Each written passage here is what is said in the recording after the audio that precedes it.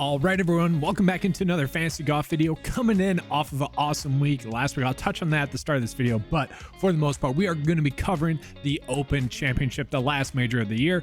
I'm excited for it. You guys better be as well. Let's go ahead and get into it. So we'll start off with the Scottish Open. Ended up having Rory as an outright winner at 10-1. That was a good start. That was our 8th outright winner on the season. And then we hit our now 9th outright winner of the season with Vincent Norman at 22-1 on FanDuel. So awesome week outright wise. And then just real quickly, just jumping into a quick recap of last week.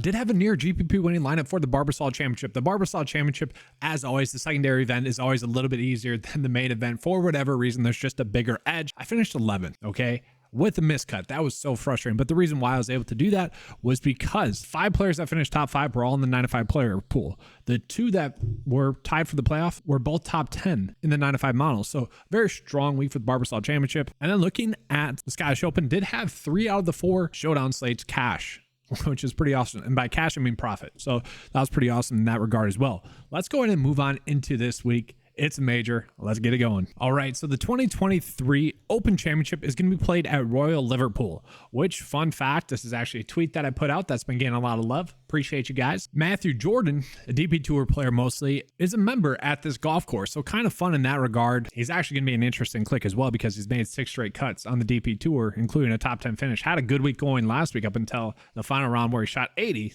So kind of alarming there, but it'll be an interesting play to touch on. But he was able to give us, or me, some insights on maybe how this course will play. We know that this course has played in some majors prior. Tiger Woods won one, and then also Rory won one at this course. Both years, we did see it play out as more of a less than driver type of course. And this is going to be a true link style course, which is what is going to make it fun. We can see it is going to be a tight lined course. The fairways are going to be very tight. There's a lot of pothole bunkers that are out there as well.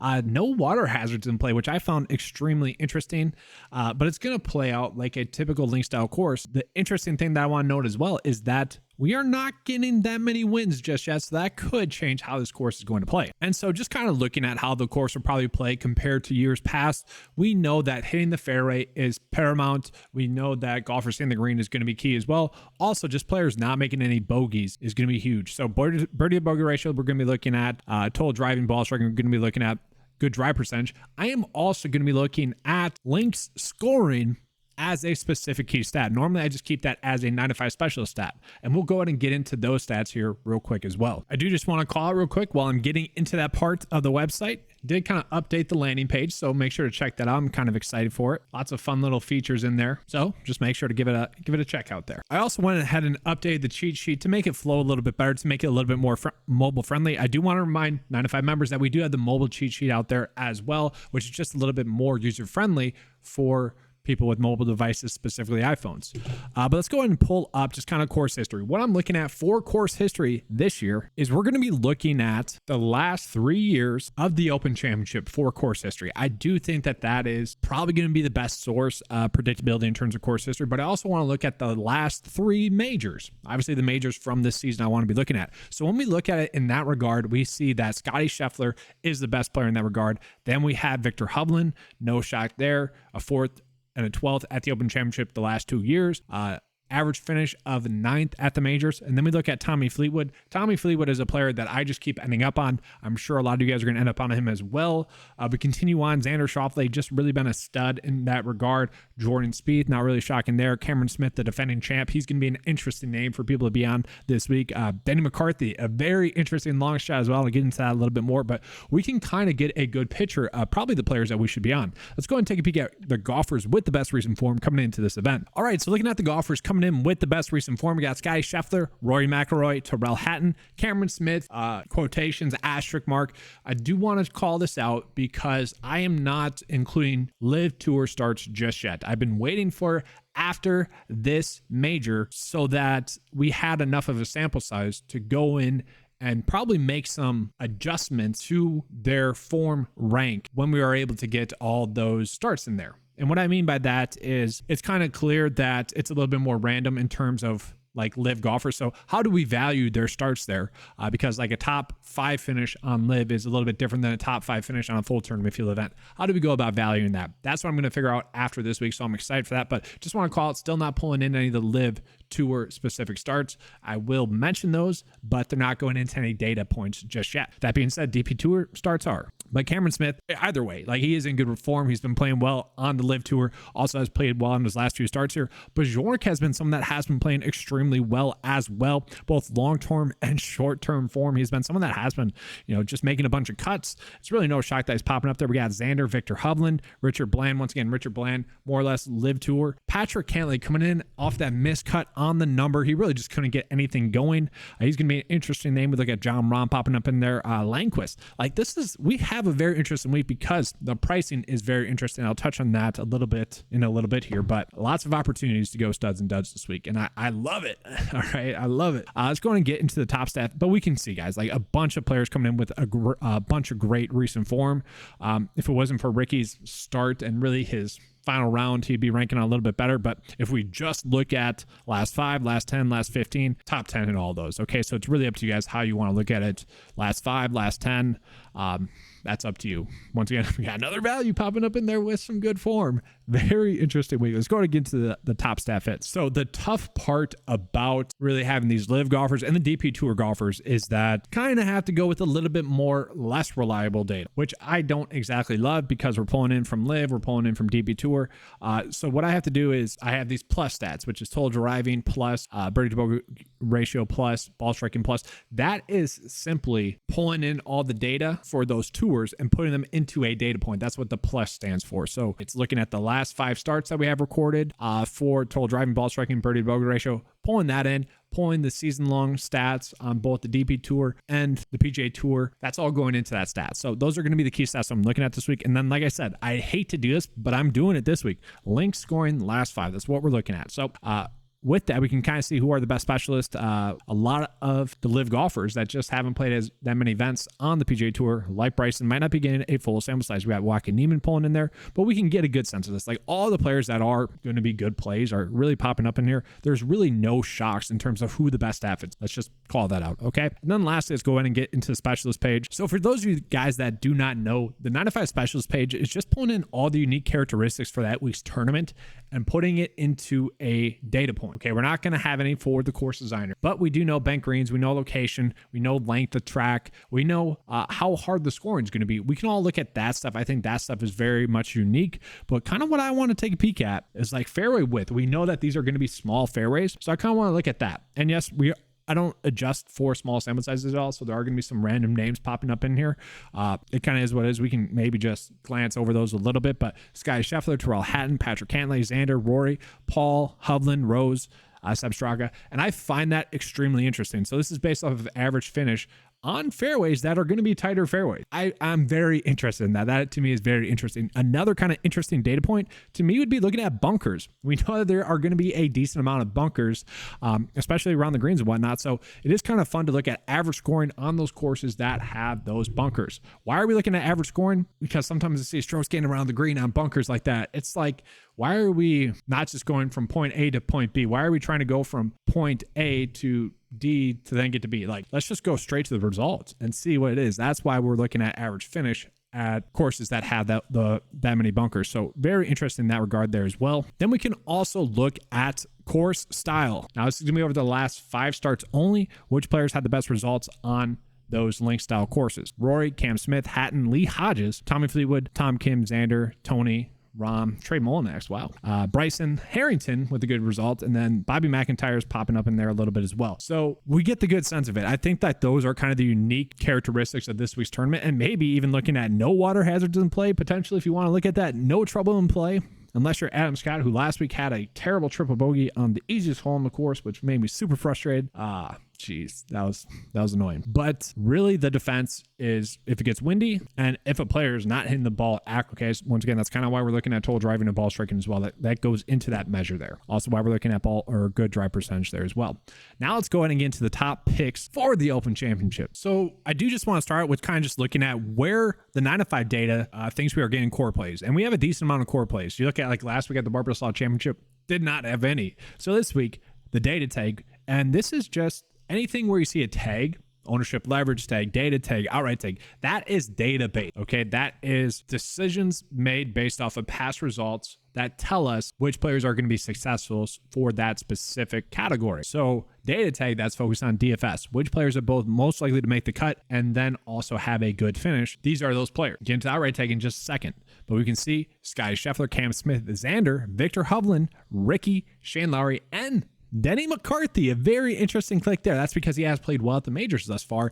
He's a pretty good staff at, really good specialist. He is going to be a very interesting name, I think, this week in terms of outright. Do we think he's going to win? No, but I do think given the number that we're getting on him, he does make for a good outright bet. Now, what I mean by that is if you guys want to bet him to top 10 or whatnot, you can. My job is to establish where we are getting the best bets, the best numbers. To me, that'll be Denny McCarthy. And then are we getting any fades? Kind of a couple. We have a decent amount of fades. This is actually very rare in which we get multiple players above 8K as data tag fades. So Hideki obviously been struggling a little bit recently, struggled in the past results at this tournament. Justin Thomas has been struggling a lot recently. He was actually one of the worst plays last week in terms of ownership, got to like 10%, ended up rewarding us with that fade, not finishing well. Sam Burns, Sun JM. So we got a lot of interesting names there, I would say. And then real quickly, who does the data tag have as possible outright bets that we can be on? It's a pretty packed list here. A lot of players would qualify as players that would be good outright bets this week, which I find extremely interesting. A lot of big names there. Very interesting. And this is based off of the 2022-2023 season, which players were outright winners. That's what we're looking at here. Lots of interesting names there.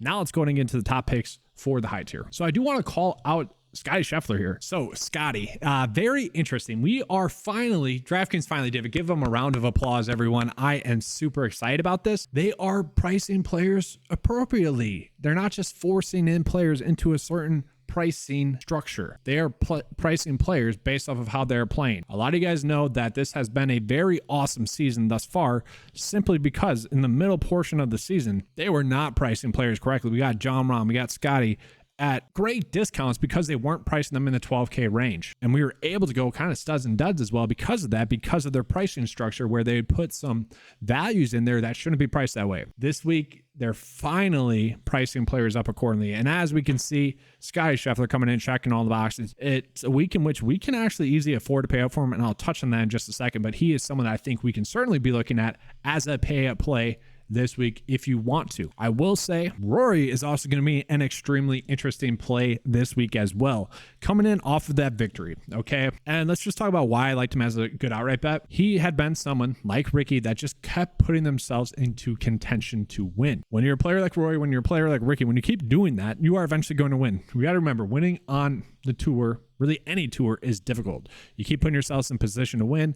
You get over that mental hurdle and you're going to win. Wyndham Clark, another good example of that. Okay. And I bring that up because I'm going to touch on that in just a second. But looking at Rory, you look at it last week, it didn't really seem like he was, I don't know, grinding out the win, if you will. It was kind of weird. Like, mentally speaking, I think he is going to be geared up and ready to go to win this tournament. Like, if you want to bet him outright, you could. I don't really like the odds on him. We're getting a decent market for him outright wise for without winner. That might be the route to go. And it's going to be without Rory and without Scotty. That could be the route to go because these two players are going to be the top two players really any way you look at it. I mean, when we look at it key stat wise, as a whole, the third best key stat or Stafford in the field. Obviously, we love that. Missed the cut at the Open Championship 3 years ago. Oh well, third place finish last year. Probably should have won. Cameron Young snuck out that second place finish. And at the majors thus far, only an average finish of 24. So that does leave a little bit to be desired, but almost won a major already this season. He's someone that is just coming in playing some extremely good golf. Really the worry with him,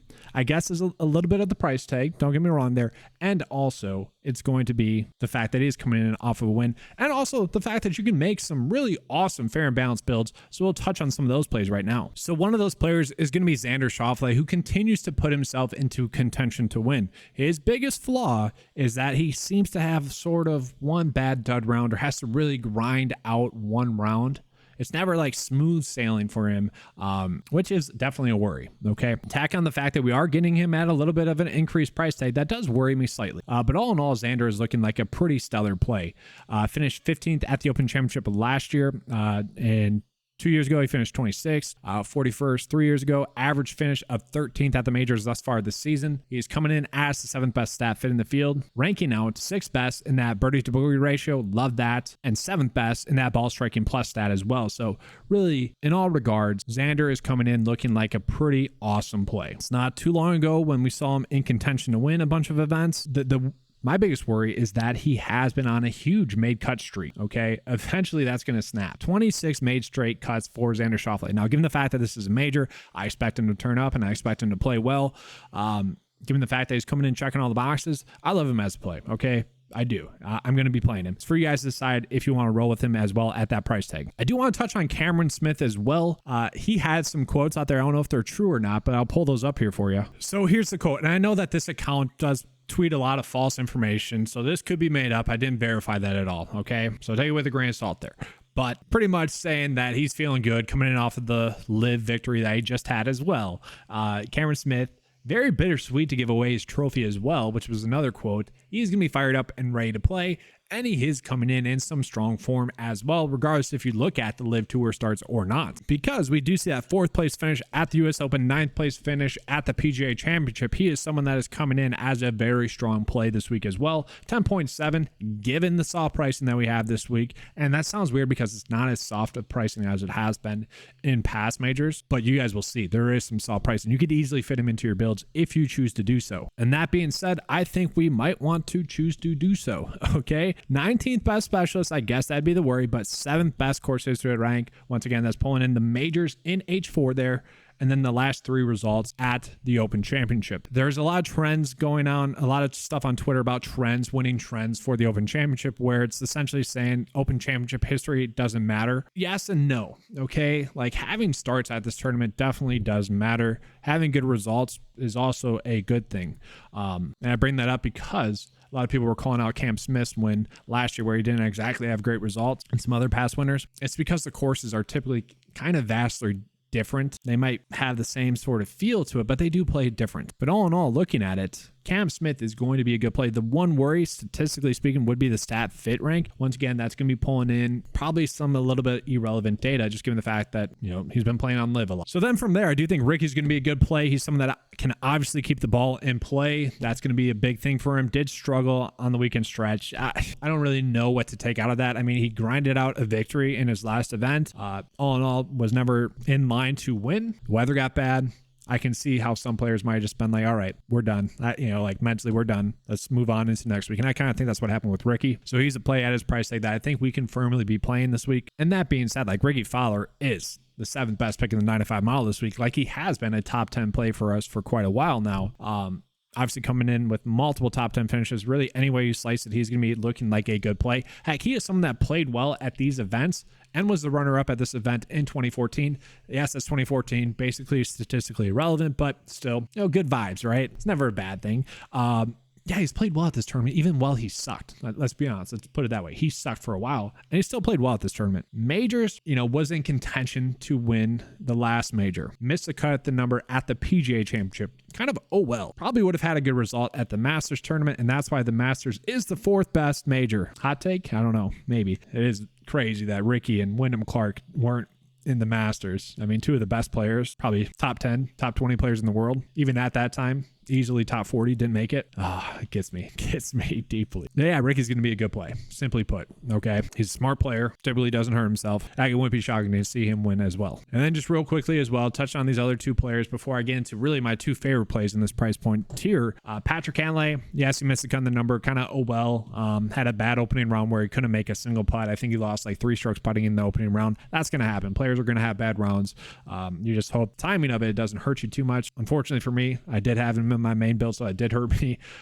Is what it is. That happens. He's going to be a good play again this week. Obviously, coming in off of a missed cut isn't ideal, but it wouldn't be shocking to see him have a good week this week. It wouldn't be shocking to see him putt better. And then looking at Victor Hovland as well, he was surprising chalk last weekend. Kind of came in over-owned.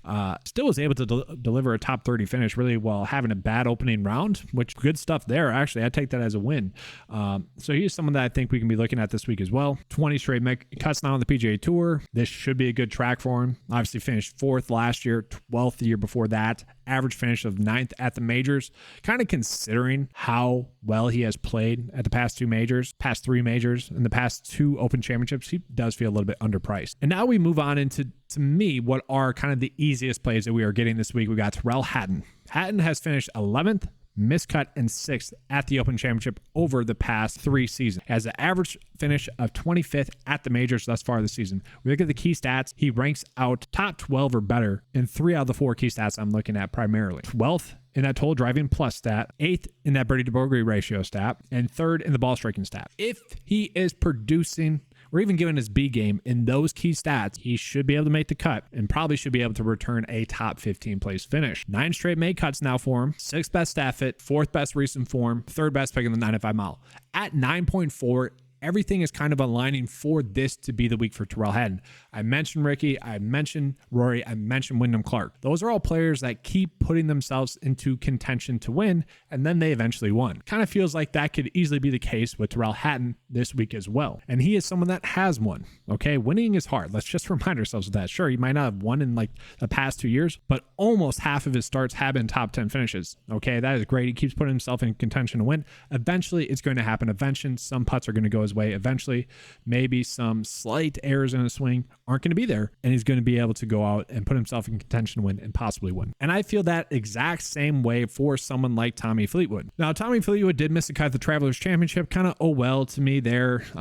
It's a tournament in which it's a high variance tournament, and like he shot -2. That's not bad. It just wasn't good enough. Besides that, 6th, 5th, 2nd. Did miss a cut at the Charles Schwab Challenge. Kind of just a weird event. We don't really care about that. 18th, 5th, like just strong form out of Tommy Fleetwood. And we look at his Open Championship history. It is phenomenal. 4th, 33rd, 2nd, and he has played well at the majors thus far this season. Key stat-wise, we can see top 10 in that link style scoring. Actually, by a bunch of measures, long-term, short-term, he is one of the best link style core players in the field. Okay, so he plays really well on link style course. Recent form's been there. Kind of just an ideal play. We can easily fit those 2 into our build. All right, so I know I just spent a lot of time on the high tier pricing tier. That's because I think the winners are going to come out of there, and really the mid tier sucks. So let's go ahead and get into the mid tier. Once again, I think it will be a struggle. And so that's just because we aren't getting that many good players. I really don't think. A little bit of risk reward, like Bryson DeChambeau has been someone that has been playing well on the Live Tour. He has somewhat found his game again,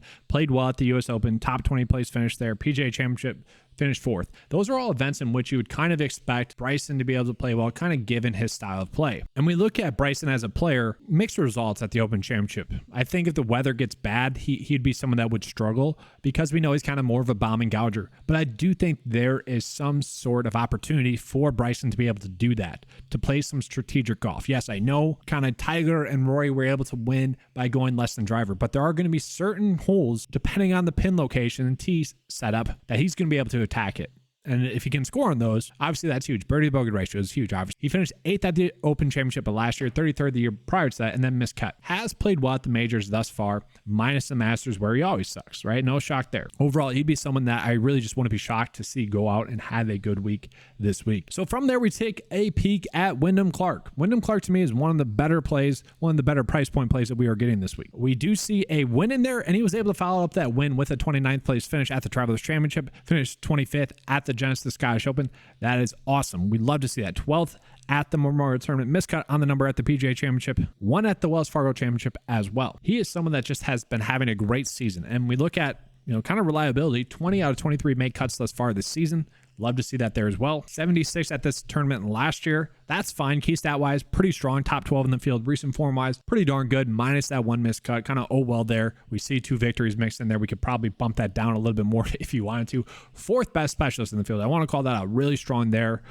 The one worry that we have with him is the less than stellar kind of event history and whatnot, but all in all, I'm not too worried about that. Okay, he is someone that I do think we should be targeting, especially at 8.7. If you're doing a fair and balanced build, Wyndham Clark is a play that just makes a ton of sense. And then from there, I was really struggling to find a player that I want to be on more so in this mid tier. Like maybe Max Homa. I don't love it. He's kind of been struggling to find his form. You could be on him if you want. Maybe Tom Kim, like just an okay play. Obviously, you'd play him searching for upside. You're not really caring about safety with him as a play. And then maybe Tony Finau. Maybe. Probably not, though. Struggled at the Rocket Mortgage Classic, and he's been someone that has been struggling for quite a while now. Could be a bounce back spot, like a GPP only play there as well. And I say that because like all these players here, they're priced this way because of their kind of random upside that they could hold. Whereas these guys in the 7K range that I'm going to touch on right now, they're kind of priced there because kind of their lack of upside, but they have a little bit more safety, it appears. So touching on those players, I am perfectly fine going back to the well with Adam Scott, who did miss the cut on the number.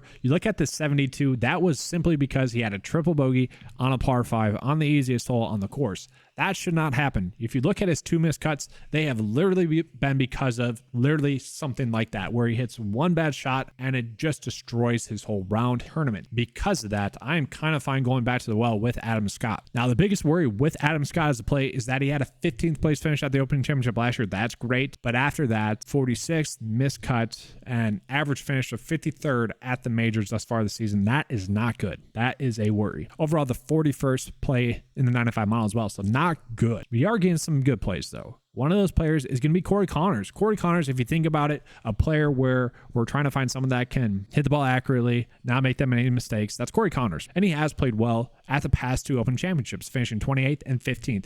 Miscut the year prior to that, but all in all, we'll take that. Do want to remind you guys too as well, I haven't mentioned this yet, we're looking at the 2019 Open Championship because the 2020 Open Championship didn't take place due to COVID. Okay, just want to make that clear. So really, that's why I've been referring to the last 2 years as more of an emphasis than the 2019. And that's why I'm also looking at the last 4 years or the last 3 majors as well for course history number 4. But looking at it, he ranks top 20 or better in the 3 key stats that we're looking at in terms of total driving, ball striking, and birdie to bogey ratio. Link scoring, 36 in the field, so not bad there. Recent form has been somewhat spotty, don't get me wrong there. Struggled at the US Open, that's a little bit of a concern, but played well at the Travelers Championship last week. 19th at the Scottish Open, 9th at the Travelers Championship. You know, he has had some pretty strong finishes and obviously won at the Valero Texas Open. So it just won't be shocking to see him have a good week. He's coming in as a top 20 play in the 9-5 mile. He's actually top 30 or better in all the key metrics that we're looking at this week as well. For what it's worth, I think Ming Woo Lee is a very strong shoulder stroke play. He's coming in as a top 25 play in the 9-5 model. If you end up on him, I get it.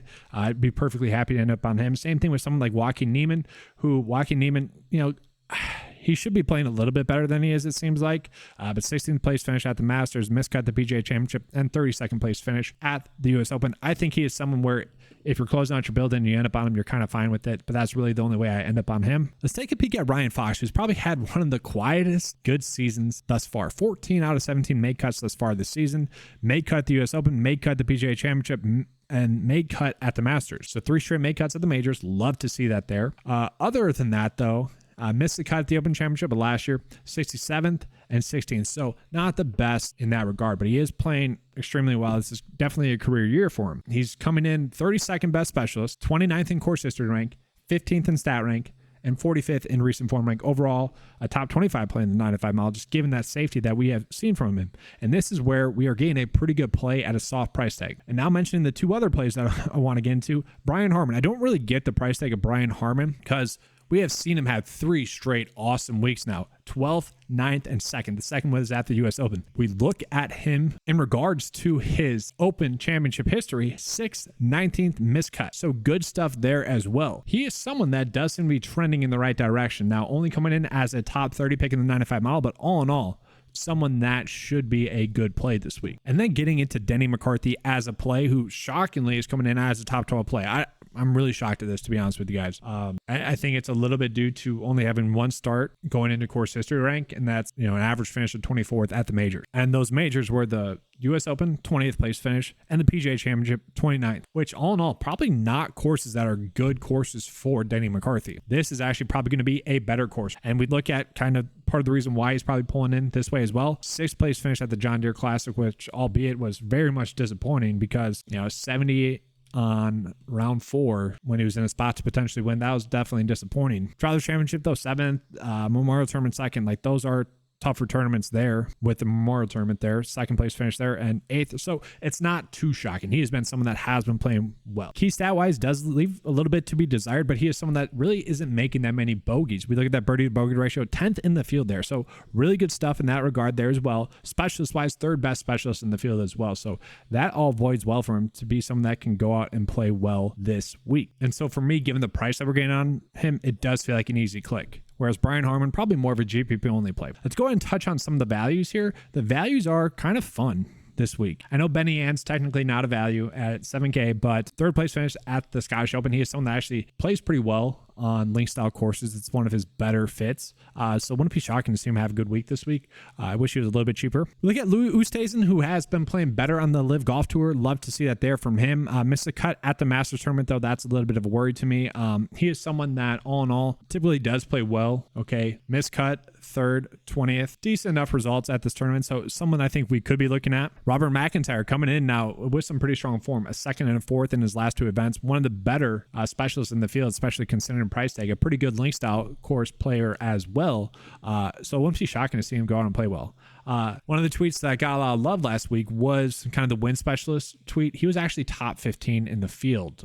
So in terms of, putting out a round 4 showdown build, or in terms of kind of shocking results, it wasn't too shocking that he played well. Obviously, a little bit shocking how well he played. All in all, though, could be someone you end up on. I'm not exactly sure I'm going out of my way to play him, but I do like the price tag. I love the form from him as well. And for what it's worth, it's tough not to love a 34th, 8th, and 6th place finish at the past 3 Open Championships. Then from there, we have Bjorn, who's also been playing some extremely good golf, okay? 35th place finish last week, which at this price tag, we would certainly take. Heck, I would just take a made cut at this cheap of a price tag. 6.7 for a guy that's coming in the 6th best recent form, albeit, yes, a lot of that's from the DP Tour. A bunch of top 10 finishes there in the DP Tour. Kind of, oh well. If we were to adjust that, sure, it'd probably fall to 20 for a recent form rank, factor in the DP Tour. All in all, playing well, okay? We're playing him to give us maybe a top 20 finish. Like, that's the best outcome we're hoping for. But we are really playing him because it should be a cheap made cut. One of the value plays that we were on last week, and all the value plays made the cut last week. Awesome stuff there.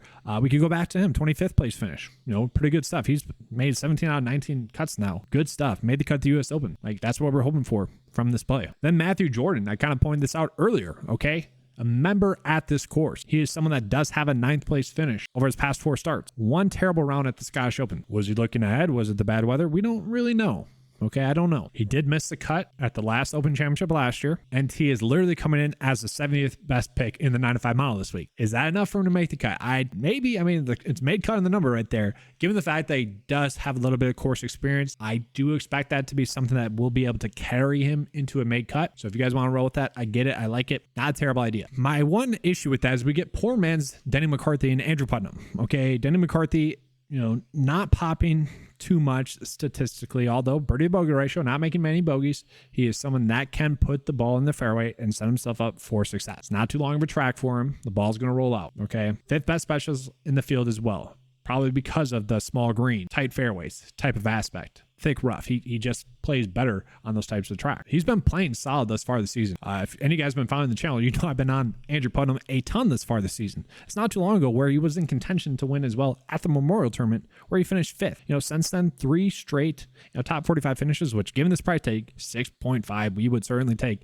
a top 45 finish. So certainly someone I think we'll be looking at again this week. So, and then getting into a kind of a first look build before I get into the core plays, just calling it out, like, this is a very strong build. This is kind of how easy of a week it is to make a good build whilst not going too crazy. When we look at it, I feel like Ricky Fowler, Denny McCarthy, Andrew Putnam, and Corey Connors are all kind of the same player in that regard. Not going to make that many mistakes. Well, Ricky does, but he makes a bunch of birdies as well. I guess that'd be the worry with Ricky. He has been making a little bit too many bogeys. Like, yeah, I'd rather get up to Cam Smith or someone, but oh well. We got Denny McCarthy, one of the best projected values this week. Andrew Putnam, poor man's Denny McCarthy, and then Corey Connors, basically the same play as Denny McCarthy. Decent first look build. I might go more of Euros. We'll see. So getting to my core plays for this week, I'm going to be looking at Cam Smith, who obviously the defending champ. I loved his quotes about him being motivated to play well this week. And he has been playing well on the Live Golf Tour. He mentioned when he joined Live that he naturally had kind of a settling feeling in his golf game. Like, doesn't really matter how I play. That fire was relit really once the majors came back around and he wasn't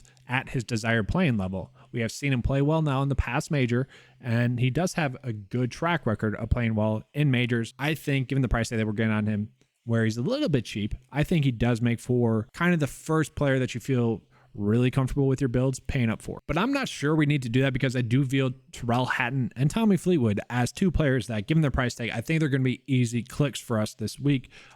Course history-wise, or event history-wise, Terrell Hennis finished 11th, miscut. That's a worry. 6th, and then he has played well at the majors with the average finish of 25th this season. And we can see that one miscut, that is the one blimp here. That is the one worry. Everything else is basically green. We have one slight yellow there. He is coming in as pretty much an ideal play. And sometimes in that situation, when we have players coming in as ideal plays, it's kind of like the tipping point. They're climbing that peak, eventually the point where they have to come back down to the norm.